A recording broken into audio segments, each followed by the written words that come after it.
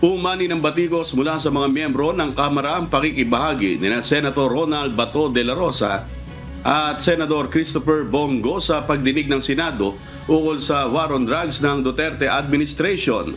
Nauna nang itinanggi ng dalawang senador ang mga aligasyon na sangkot sila sa issue. Gayunman, ayon kay House Assistant Minority Leader Gabriela Party List Representative Arlene Brosas, ang pakikibahagi ng mga ito sa pagdinig ng Senado ay harapang insulto sa mga biktima ng umano'y madugong drug war. Sinabi naman ni House Quadcom Chairperson Representative Benny Abante na ang partisipasyon ng dalawang senador ay pagpapakita ng conflict of interest. If you follow the Senate hearing, nakikita mo kung paano ginagamit sa Senator Bato ang posisyon niya para mag-interrogate ng mga witnesses. Dyan sa Senado, ang dapat resource persons nag-interpolate ng kapwa resource person. The conflict of interest was clear for all to see and hear.